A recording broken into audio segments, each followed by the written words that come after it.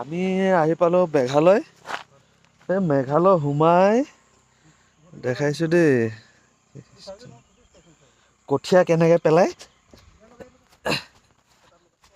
ইয়াত মেঘালয়ত ধান ৰুলেই এইকেইটা সেয়া কঠীয়া কেনেকৈ পেলায় মই দেখাইছোঁ হা। এইটো কঠীয়া চব কেনেকৈ পেলায়। য'ত এইটো এটা পথাৰ হয়, ইয়াত যিমানটো দৰকাৰ সিমানটোৱে ইয়াত এটা জেগাত কঠীয়া পেলাই থৈছে। ইয়াত এটা আছে আৰু এটা সেই আগত এটা আছে, মানে এই পথাৰটোৰ কাৰণে ইমানটোৱে দৰকাৰ ইয়াত। আৰু সেইকেইটাও তেনেকুৱাই আছে, চব পথাৰতে তেনেকুৱা মানে আমাৰ অসমৰ নিচিনা তেনে গোটেই হেৰিকৈ নেপেলায় কঠীয়াবোৰ।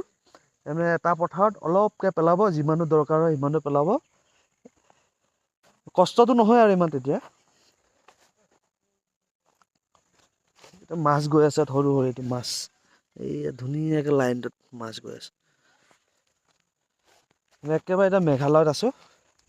এইফালে আমি আহিছিলোঁ ডিমাহাচাও, উমৰাংচৰ পৰা এইফালে